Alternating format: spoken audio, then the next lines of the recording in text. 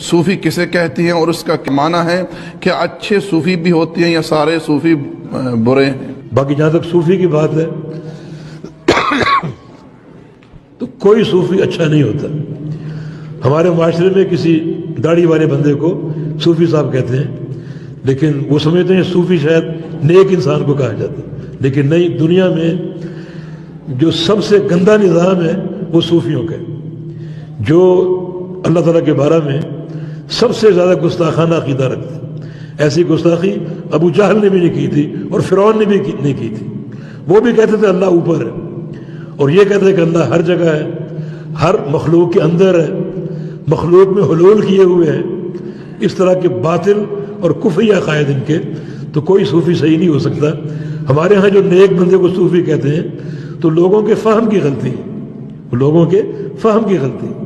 میرا اپنا ایک چھوٹا سا واقعہ ہے. میں جہاز میں جب بیٹھنے لگا، اپنی سیٹ دیکھ رہا تھا تو ایئر ہوسٹس ساتھ کھڑی تھی، اس نے نمبر پڑھ لیا، کہا کہ صوفی صاحب یہاں بیٹھے ہیں آپ. تو میں نے کہا مجھے آپ نے گالی دی. تو وہ پریشان ہوگی کہ میں نے کہاں گالی دی، میں نے تو آپ کا اکرام کیا. تو میں نے کہا کہ میرے نزدیک تصوف دنیا کا گندا ترین نظام ہے، اور کچھ باتیں سمجھائیں، بار سمجھی نہیں سمجھی اللہ عالم. یہ گندا ترین نظام ہے دنیا کا، کوئی صوفی صحیح نہیں ہو سکتا.